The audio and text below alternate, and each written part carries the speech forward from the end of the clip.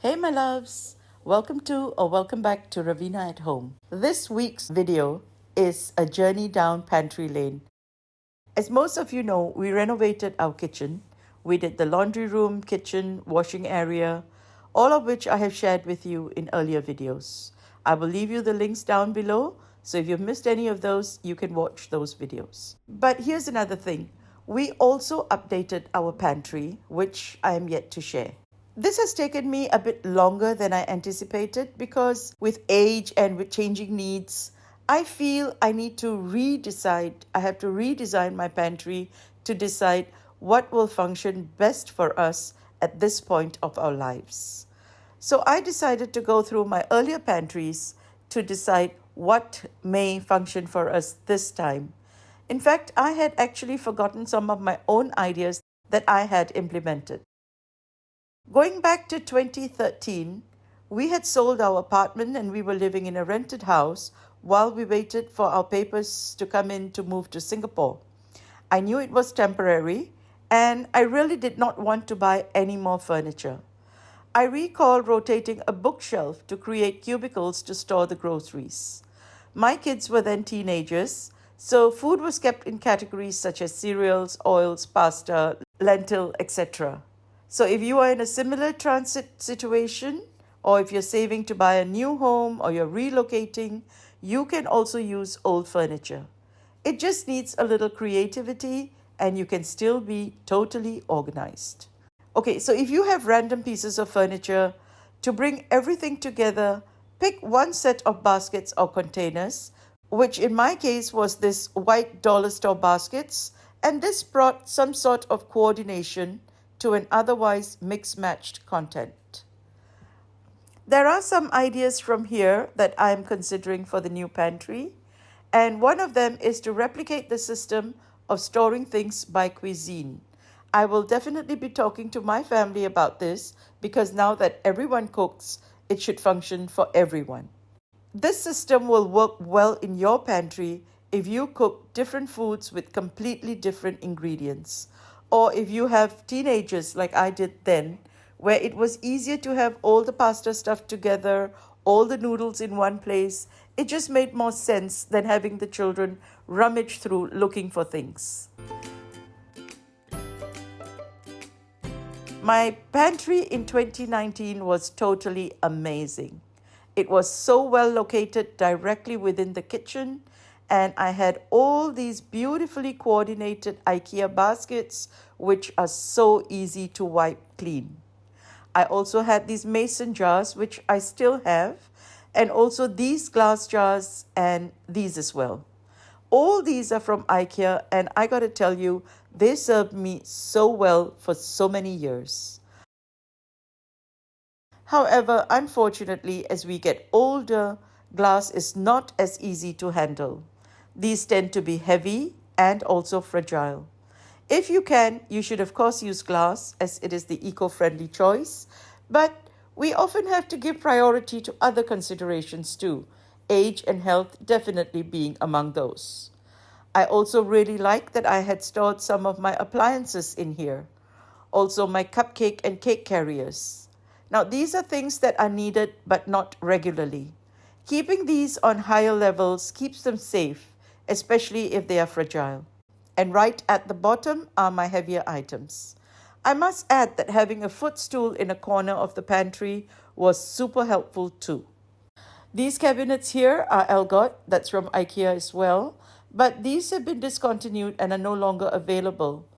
I do like that these are very wide and accommodates things like these long rice bins.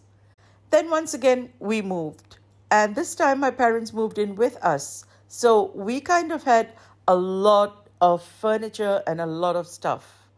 So this pantry here, we had the same Elgot installed to accommodate all that stuff. It was bigger and we needed that because not only had my parents moved in with us, my sons who were away at the university were also back home. So it had my mom's stand-up freezer right in the center. I missed that freezer so much because it was so practical and useful. If you get a chance and you have the space, you should get one of these stand-up freezers.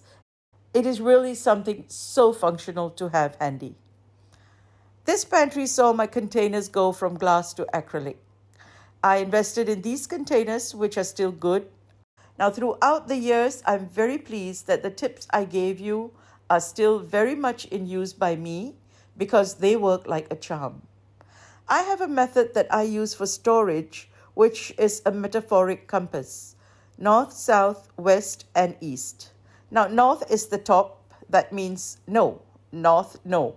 No frequent need, and also not heavy. Like I said, north is a great place for things you need to keep out of harm's way or those that can get easily squashed. South goes for the SO is sometimes. The O also goes for odd shaped and also H for heavy. So one of the examples of something that would go south would be large bottles of oil. Because of their weight, because of their height, and also the different shapes, it's a perfect example of what should go south. Now, east is for things that are easy to access. EAS is easy. These are things that you reach for frequently and should always be at the most convenient area of access. No stretching, no bending rule. Be it light or heavy, it needs to be reached without difficulty. Actually, more importantly, we need to be able to put it back easily or it will never get put away. Of course, if it's too heavy, you can break it into a small quantity, which is kept in the east, and the balance gets stocked in the south. West, well, what's left? That goes west. This is usually extra snacks, cereals, and such. Although I have been using this formula just for pantries, I have recently been trying to see if it works for workstations, and I find it works equally well. So let me know what are your thoughts on Southwest. Let's figure out what would go best Southwest. As you would have noticed over the years, I have removed visible signs of color that clash. I have gradually been drawn more towards white and neutrals. The vast quantity of items in different sizes, cans, cartons, colors, it can all become so overwhelming. It makes it less stressful not to have to look at everything each time you look in a particular direction. You pull it out, you look at what you need, and that's all it is. When it comes to choosing containers and organizers, don't rush out to buy new ones. Shop your home, look for spare organizers not in use. All it needs is to be functional. I think Lazy Susans are worth a mention too. These give you access to corners. Everything can be considered to be in front. Yet another tip when choosing containers for storage is to decide whether the container needs a lid. I recommend that you do not need lids for organizers which contain items that are used frequently or get used up or eaten quickly. You would definitely have less dusting to do if you keep things covered. All right, so now let's come back to the task at hand, the pantry makeover. Now, this is a story I have to tell you. I saw these baskets on TikTok. I really like them. I mean, these look like IKEA now has a bigger size of the risotop, but at least in Malaysia, they don't. Anyway, I was crying to be that I was unable to find these baskets in IKEA that I loved so much. Well, the next day, these were delivered. Bea did some research, found a local seller, and ordered these. And now I have these. These are not identical. The knob is slightly different. So is the tone of white. And even the finish is slightly different. But you know what? It works. Of course, that led to an all-new idea. I have quite a few of these risotops in my wet kitchen. I've shown you that before. So I'm going to reclaim these risotops and put them together with these risadupes, as Bea calls them, and use all of these in the pantry. These seem to be very practical for the pantry. I'm currently still using these canisters. These are completely fine, and I see absolutely no need to change what still functions. However, 4 of the lids broke, so I am 4 containers short. Now, if I go with the categorized by cuisine method, I might have to get a different set for one cuisine. I'm thinking pasta. As you know, I have these in different sizes, so moving them around shouldn't be a problem. I also have a dozen of these 200 ml containers, which I bought long before I got the big ones.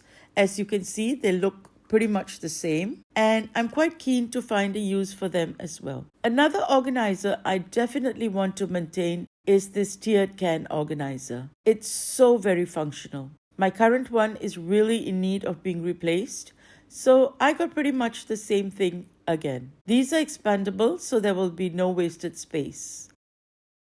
I love having drawers. I find them very practical, but drawers need to be organized to keep things corralled. And these clear organizers I do have fit, so I might have to get a few more of these to get it completed. I also have a bigger one, which I'm not really sure what I would use it for, but I would like to keep the set together, so I'll see what I can do. If you have any suggestions, please share your thoughts.